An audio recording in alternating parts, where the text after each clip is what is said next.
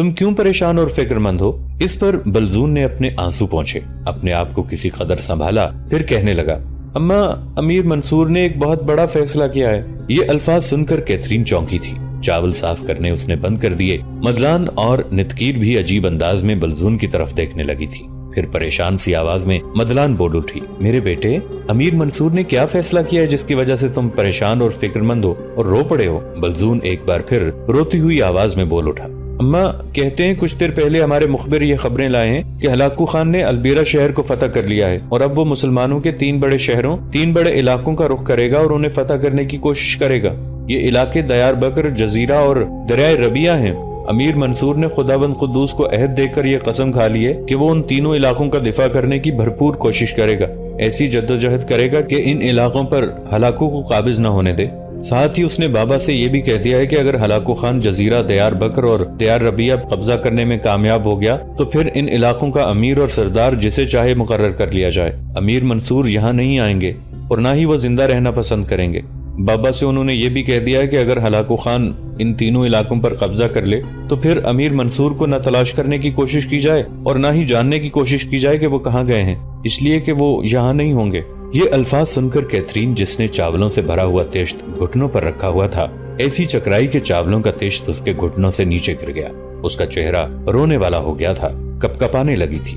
اس کی یہ حالت دیکھتے ہوئے مدلان اور نتکیر دونوں بڑی تیزی سے اس کی طرف لپکی۔ نتکیر اپنی جگہ سے اٹھ کر بھاگ گئی۔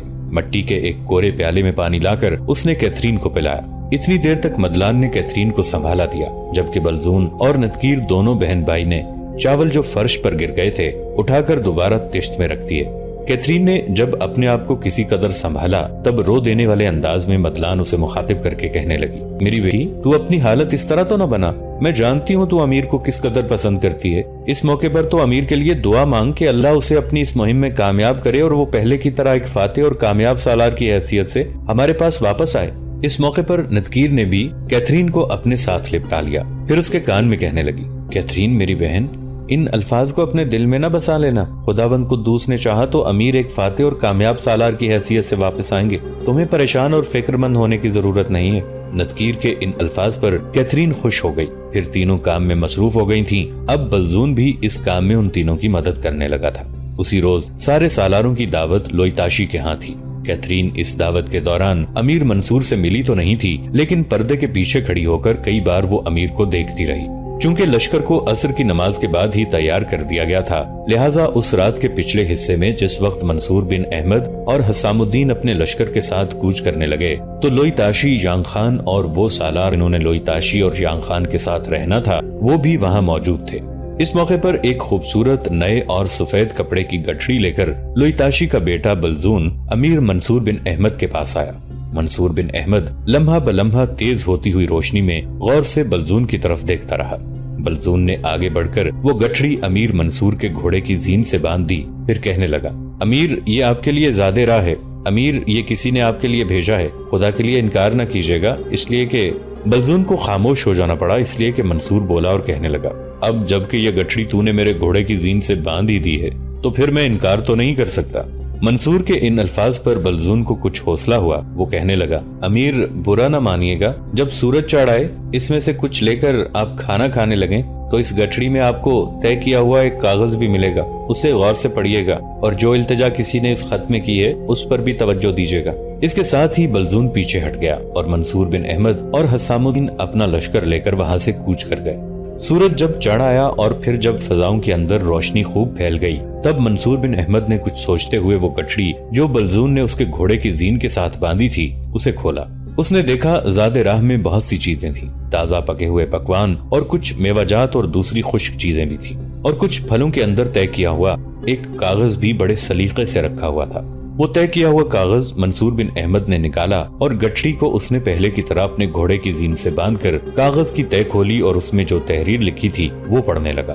وہ تحریر کچھ اس طرح تھی، امیر میں سوچ بھی نہیں سکتی تھی کہ کسی روز میں آرمینیا کے کوہستانی سلسلوں سے نکل کر کوہستان کیچاک میں پہنچا دی جاؤں گی۔ میں یہ بھی نہیں جانتی تھی کہ آرمینیا کے کوہستانی سلسلے میں میرے سوگ بھرے دن اور بے رحم تاریکی بھری راتیں کوہستان کیچاک میں آ کر سبک ساحلوں کی ٹھنڈک اور نہ ختم ہونے والی خوشیوں میں بدل جائیں گی۔ امیر، میں یہ ضرور جانتی ہوں کہ آپ مجھے پسند نہیں کرتے، شاید مجھ سے نفرت کرتے ہوں، بیزاری کا اظہار کرتے ہوں۔ امیر، اگر کسی موقع پر صرف اتنا کہہ دیں کہ آپ مجھ سے نفرت نہیں کرتے۔ یہ تحریر پڑھنے کے بعد منصور بن احمد کچھ دیر تک اپنے دائیں ہاتھ کی شہادت کی انگلی اپنے ہونٹوں پر رکھ کر بڑی سنجیدگی سے کچھ سوچتا رہا۔ پھر ہلکا سا تبسم اس کے ہونٹوں پر نمودار ہوا، ساتھ ہی اس نے خط طے کر کے اپنے لباس میں رکھ لیا۔ گھوڑے کو اس نے ایڑ لگا کر اس کی رفتار تیز کر دی تھی۔ منصور بن احمد نے سب سے پہلے اپنے تیز رفتار اور جہاں دیدہ مخبروں کو منگولوں پر نگاہ رکھنے کے لیے اپنے آگے روانہ کیا، جبکہ ایک مناسب جگہ پر جا کر اس نے صبح سویرے جبکہ فضاؤں کے اندر تاریکی پھیلی ہوئی تھی قیام کر لیا تھا۔ سارا دن اس نے وہیں قیام کیے رکھا، حتیٰ کہ عشاء کی نماز کے بعد وہ مخبر جو اس نے آگے روانہ کیے تھے ان میں سے کچھ لوٹے، منگولوں کے محل وقوع کی اطلاع دی۔ اس پر رات کی تاریکی میں منصور احمد نے بڑی تیزی اور برق رفتاری کے ساتھ سفر شروع کیا اور اپنے انہی مخبروں کی رہنمائی میں ایک مناسب جگہ جا کر اس نے اپنے لشکریوں کے ساتھ گھات لگا دی تھی۔ وہیں منصور بن احمد کی خدمت میں اس کے کچھ دوسرے مخبر بھی پیش ہوئے۔ اس وقت لشکری صبح کا کھانا کھا رہے تھے۔ آنے والے ان مخبروں کو منصور بن احمد نے اپنے ساتھ کھانا کھلایا۔ جب وہ کھانا کھا چکے تب انہیں مخاطب کر کے کہنے لگا، اب کہو ہلاکو کے لشکر کے اندر کیا ہلچل ہے؟ اس پر ایک مخبر بولا اور کہنے لگا، امیر، ہلاکو کا لائے عمل اور اس کی منصوبہ بندی یہ ہے کہ پہلے جزیرہ، پھر دیار بکر، اس کے بعد دیار ربیہ پر قبضہ کیا جائے۔ اس وقت اس کا لشکر جزیرے سے تو کافی پرے ہے۔ جو اطلاعات ہم نے منگولوں کے متعلق اکٹھی کی ہیں وہ کچھ اس طرح ہیں کہ آج صبح منگولوں کا ایک لشکر جزیرہ کے نواحی علاقے کی طرف جائے گا۔ پہلے ان علاقوں میں مار دھاڑ، قتل و غارت گری کرے گا، مسلمانوں کے اندر خوف و ہراس پھیلائے گا، پھر بستیوں کی بستیاں لوٹتے ہوئے وہ اپنے لیے رسد اور ضرورت کا دوسرا سامان حاصل کرنے کی کوشش کرے گا۔ دراصل ہلاکو چاہتا ہے کہ پہلے کم از کم اس کے لشکر کے لیے اس کے پاس 6 ماہ کی رسد موجود ہو، پھر اگر جزیرہ، دیار بکر اور دیار ربیہ پر قبضہ کرنے میں جنگ طول بھی پکڑ جاتی ہے تو اسے کچھ پرواہ نہیں ہوگی۔ اس بنا پر وہ ایک خاصا بڑا لشکر ترتیب دے چکا ہے جو پہلے جزیرہ اور گرد و نواح کی آبادیوں کے اندر ترکتاز اور یلغار کرے گا اور مسلمانوں کا قتل عام کرنے کے ساتھ ساتھ اپنے لیے ضروریات کا سامان بھی حاصل کرے گا۔ آنے والا مخبر جب خاموش ہوا تب خوشی کا اظہار کرتے ہوئے منصور بن احمد بولا اور کہنے لگا، بہت اچھی خبر لے کر آئے ہو۔ ہم خود بھی اس وقت جزیرہ کی سرزمینوں میں قیام کیے ہوئے ہیں۔ ہم نے یہ بھی اچھا کیا ہے کہ ہم اس وقت گھات میں ہیں۔ اب تم اپنے ساتھیوں کے ساتھ پھر نکلو۔ جو ہی کہیں منگولوں کا لشکر نمودار ہوتا ہے یا اپنے ساتھیوں کے ذریعے اطلاع کرو اور ان کے لشکر تک ہماری رہنمائی بھی کرنا، پھر دیکھنا میں ان کا کیا حشر کرتا ہوں۔ اس کے ساتھ ہی وہ گفتگو کرنے والا مخبر اپنے ساتھیوں کے ساتھ وہاں سے اٹھ کر چلا گیا۔ اس کے جانے کے بعد منصور بن احمد، حسام الدین اور شرف الدین کردی تھوڑی دیر تک خاموش بیٹھے رہے۔ شاید منصور بن احمد کسی منصوبہ بندی کے متعلق سوچ رہا تھا، جبکہ حسام الدین اور شرف الدین کردی بڑے غور سے اس کی طرف دیکھے جا رہے تھے۔ کچھ چھوٹے سالار جو اس وقت ان کے ارد گرد بیٹھے تھے ان کی بھی یہی کیفیت تھی، یہاں تک کہ منصور بن احمد نے اپنی گردن سیدھی کی اور باری باری ایک غیر نگاہ حسام الدین، شرف الدین کردی اور دوسرے سالاروں پر ڈالی۔ اس کے بعد انہیں مخاطب کر کے کہنے لگا، میرے عزیز ساتھیوں، میرے بھائیوں، اگر ہلاکو جزیرہ، دیار بکر اور دیار ربیہ پر حملہ کرنے میں کامیاب ہو جاتا ہے تو پھر ہمارے لیے یہ باعث شرم اور ڈوب مرنے کا مقام ہے۔ میں نے اپنی طرف سے پوری کوشش کرنی ہے کہ ہلاکو کو ان تینوں علاقوں پر قبضہ نہ کرنے دوں، بلکہ انہی علاقوں کے اندر اسے ایسی مار ماری جائے کہ وہ یہاں سے ہٹنے پر مجبور ہو جائے۔ یہاں تک کہنے کے بعد دم لینے کے لیے منصور بن احمد رکا، پھر اس نے حسام الدین اور شرف الدین کو مخاطب کرتے ہوئے کہنا شروع کیا، حسام الدین اور شرف الدین، میرے دونوں بھائیوں، مجھے امید ہے کہ بہت جلد ہمارے مخبر ہلاکو کے اس لشکر کی نشاندہی کریں گے جس نے ہلاکو خان کے حکم کے مطابق مسلمانوں کے علاقوں میں لوٹ مار کی کارروائیوں کی ابتدا کرنی ہے۔ میرے عزیز بھائیوں، لشکر کو 3 برابر حصوں میں تقسیم کیا جائے گا، ایک حصہ میرے پاس، دوسرا حسام الدین کے پاس اور تیسرا شرف الدین کی کمانداری میں رہے گا۔ اس طرح چھوٹے سالاروں کو بھی آپس میں تقسیم کر لیا جائے گا۔ منگولوں کا جو لشکر مسلمانوں کے علاقوں کے اندر لوٹ مار اور تباہی کا کھیل کھیلنے کے لیے آئے گا، سب سے پہلے شرف الدین، اس پر تم ایک پہلو سے حملہ آور ہونا، دوسرے پہلو سے حسام الدین ان پر ضرب لگائے گا۔ جہاں تک میرا تعلق ہے تو میں اس سمت سے ان پر حملہ آور ہوں گا جہاں سے انہوں نے بھاگ کر ہلاکو کی طرف جانا ہے۔ دیکھو، اگر ہم اس لشکر کو شکست دینے میں کامیاب ہوتے ہیں تو وہ لشکر ہمارے علاقوں کے اندر دور دور تک نہیں جائے گا، بلکہ واپس مڑنے کی کوشش کرے گا اور جانے بچا کر ہلاکو کی طرف جانا پسند کرے گا، اور جس سمت سے ہو کر ہلاکو کی طرف جانا ہوگا اسی سمت میں رہوں گا۔ پھر انہیں میں بتاؤں گا کہ وہ کیسے ہماری گرفت سے بھاگ سکتے ہیں۔ اگر وہ بغداد میں میاں فارقین اور البیرا جیسے شہروں کے اندر قتل و غارت گری، تباہی اور بربادی کا کھیل کھیل سکتے ہیں، اگر وہ انسانیت کا لبادہ اتار کر درندگی اختیار کر کے ایسا کرتے ہیں، تو ہم ان کے باطن سے درندگی کی خواہشیں بھی نکال کر پھینک سکتے ہیں۔ میرے بھائیوں، آؤ لشکر کی تقسیم کو آخری شکل دیں اور منگولوں کے لشکر کے حوالے سے بھی ہمیں آگاہی دیں۔ حسام الدین، شرف الدین کردی اور باقی سالاروں نے اس سے اتفاق کیا تھا، لہٰذا منصور بن احمد جب اٹھا تو وہ سارے اٹھ کر اس کے ساتھ ہو لیے۔ اس کے بعد انہوں نے وقت ضائع کیے بغیر لشکر کو 3 حصوں میں تقسیم کر دیا اور اب وہ بالکل مستعد ہو کر اپنے مخبروں کا انتظار کرنے لگے تھے۔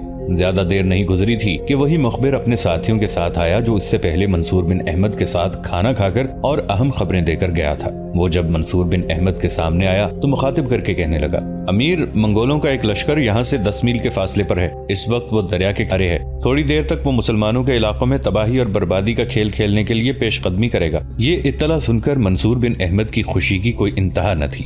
اس نے وقت ضائع نہیں کیا، فوراً اپنے لشکر کو کوچ کا حکم دیا۔ چنانچہ جب مخبر آئے، اس کی رہنمائی میں منصور بن احمد ہلاکو خان کے اس لشکر کی طرف تیزی سے بڑھا اور بڑی تیزی اور برق رفتاری کے ساتھ بڑھنے لگا تھا۔ منصور بن احمد کے مخبر اسے منگولوں کے لشکر کے قریب لے گئے۔ منصور بن احمد فوراً اس سمت ہو لیا جس سمت سے منگولوں نے وہاں سے ہلاکو خان کی طرف جانا تھا۔ منگولوں نے جب دیکھا کہ پشت پر ایک چھوٹا سا لشکر نمودار ہوا ہے اور وہ حملہ کرنے کے درپے ہے تو وہ رک گئے۔ شاید وہ پیش قدمی روک کر پہلے منصور بن احمد کے لشکر سے نمٹنا چاہتے تھے۔ اتنی دیر تک منصور نے اپنے لشکر کو، پھر وہ منگولوں کے اس لشکر پر سلگتی خزاں میں سرگرداں بھبوکا سی سنگاریوں، تند حقارت کے سناٹوں کو توڑتے اندیشوں کے اٹل طوفان اور کھولتی بھیانک آندھیوں کی طرح حملہ آور ہو گیا تھا۔ منگولوں نے منصور بن احمد کے اس حملے کو کوئی اہمیت نہیں دی، اس لیے کہ وہ دیکھ چکے تھے کہ ان سے ٹکرانے والا لشکر ان کے مقابلے میں چھوٹا اور مختصر تھا، لہٰذا وہ یہ گمان کر بیٹھے تھے کہ بہت جلد اس لشکر کو اپنے زوم میں وہ دھو نچوڑ کر رکھ دیں گے۔ ابھی وہ انہی سوچوں میں تھے کہ اچانک ایک طرف سے حسام الدین جوکندار اپنے حصے کے لشکر کے ساتھ نمودار ہوا۔ وہ منگولوں کے لشکر کے ایک پہلو پر قیامت خیز بیزاریوں کی طرح حملہ آور ہو گیا۔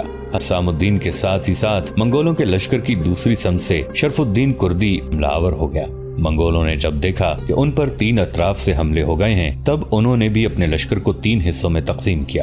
اتنی دیر تک منصور بن احمد، حسام الدین اور شرف الدین کردی نے ان کے لشکر کے ایک بڑے حصے کو کاٹ کر رکھ دیا تھا۔ منگولوں نے اپنے آپ کو کچھ سنبھالا۔ تھوڑی دیر تک جزیرہ کی زمینوں میں ہولناک رن پڑا۔ منگول شروع میں حاوی ہونے کی کوشش کرتے رہے، لیکن منصور بن احمد، حسام الدین اور شرف الدین کردی کے جان لیوا حملوں نے انہیں تھکا مارا تھا۔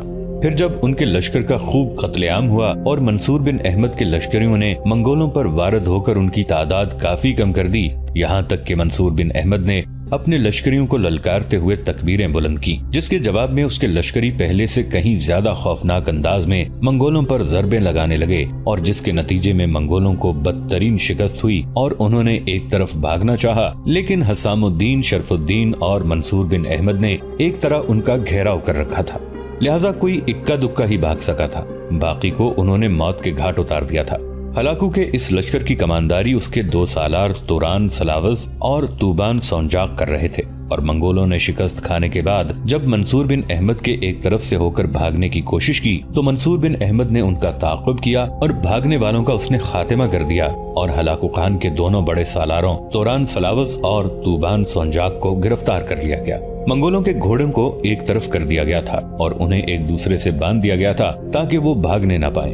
اس کے بعد منصور بن احمد نے گرفتار ہونے والے دونوں منگول سالاروں کو پیش کرنے کا حکم دیا، جس پر اس کے چھوٹے لشکری حرکت میں آئے اور ہلاکو کے دونوں سالاروں توران سلاوز اور توبان سونجاق کو اس کے سامنے پیش کر دیا۔ اس وقت منصور بن احمد، حسام الدین اور شرف الدین کردی ایک بلند جگہ پر بیٹھے ہوئے تھے۔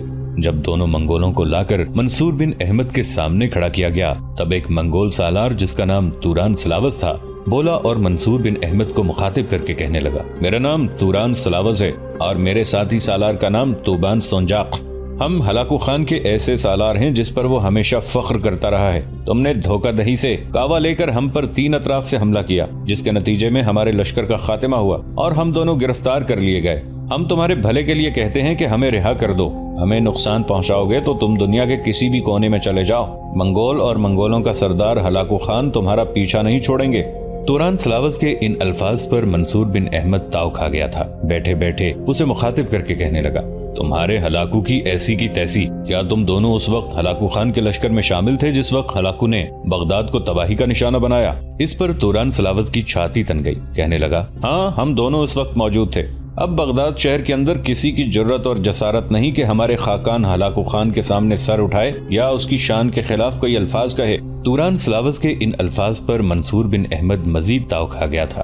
زخمی تیندوے کی طرح اب جگہ پر سے اٹھا، ایک بھرپور تمانچہ اس نے توران سلاوت کے منہ پر مارا اور ایسا ہی تمانچہ دوسرے سالار کے منہ پر بھی دے مارا۔ پھر کہنے لگا تم کہتے ہو کہ کسی کو جرت اور جسارت نہ ہوئی کہ بغداد میں ہلاکو خان کے خلاف کوئی بولتا۔ میں کہتا ہوں تمہارا ہلاکو خان ایک وحشی درندہ اور بے عزت انسان ہے۔ تمانچہ کھانے کے بعد توران سلاوز اور توبان سنجاق دونوں کے چہرے سرخ ہو گئے تھے، تاہم اس بار توران منصور بن احمد کی طرف دیکھتے ہوئے کہنے لگا تم اپنا نام تو کہو تاکہ ہلاکو کے پاس تمہارا نام پہنچے کہ فلاں شخص نے ہمیں گرفتار کر کے اس طرح تماچے مارے۔ ہلکا سا تبسم منصور بن احمد کے چہرے پر نمودار ہوا اور کہنے لگا ابھی تو تمہیں تماچے پڑے ہیں، جہاں تک نام کا تعلق ہے میرا نام منصور بن احمد ہے۔ منصور بن احمد کا نام سن کر توران سلاوز اور توبان سنجاق دونوں چونک اٹھے تھے، کچھ کہنا چاہتے تھے کہ منصور بن احمد کی آواز پھر ان کی سماعت سے ٹکرائی۔ میں نے تمہیں کہا تھا کہ ابھی صرف تماچے پڑے ہیں، ابھی تو تمہیں بہت بڑی اور کڑی سزا سے گزرنا ہے۔ ان الفاظ کے جواب میں توبان سنجاق بولا اور کہنے لگا دیکھ منصور بن احمد، اپنی موت اور اپنی تباہی کو آواز نہ دے۔ جس وقت ہلاکو کے پاس یہ خبر پہنچے گی کہ اس کے سالاروں میں سے توران سلاوز اور توبان سنجاق کو مسلمانوں کے سالار منصور بن احمد نے ہلاک کر دیا ہے، تو یاد رکھنا جہاں کہیں بھی تم ہوگے خود ہلاکو یا کوئی منگول وہاں پہنچے گا اور تمہاری زندگی کا خاتمہ کر کے رہے گا۔ اس موقع پر ایک جھٹکے کے ساتھ منصور بن احمد نے اپنی تلوار بے نیام کی اور پھر ہلاکو خان کے ان دونوں سالاروں کو مخاطب کر کے کہنے لگا میں تم دونوں کو اپنے ہاتھ سے قتل کروں گا، دیکھوں گا تمہارا ہلاکو خان کون سا طوفان میرے خلاف کھڑا کرتا ہے۔ اس کے ساتھ ہی منصور بن احمد نے اپنی تلوار بلند کی اور باری باری اس نے توران سلاوز اور توبان سنجاق کی گردن کاٹ کے رکھ دی۔ اس کے بعد منصور بن احمد نے حسام الدین اور شرف الدین کردی کو اپنے قریب بلایا۔ جب وہ دونوں اس کے نزدیک ہوئے تب انہیں مخاطب کرتے ہوئے منصور بن احمد کہنے لگا میرے دونوں بھائیوں، سب سے بڑی بات بلکہ خوشی کی بات یہ ہے کہ ہلاکو خان کے ایک لشکر کو ہم نے بدترین شکست دے دی ہے۔ دوستو آج کے لیے اتنا ہی۔ اسی کہانی کی اگلی قسط کے ساتھ بہت جلد حاضر ہوں گے۔ نیچے کامنٹ سیکشن میں اپنی رائے کا اظہار ضرور کیجیے گا۔ ہمارے اس چینل کو سبسکرائب کر کے نیچے موجود بیل آئیکن کو بھی ضرور کلک کیجیے گا۔ اگلی ملاقات تک کے لیے ہمارا اور آپ کا اللہ نگہبان۔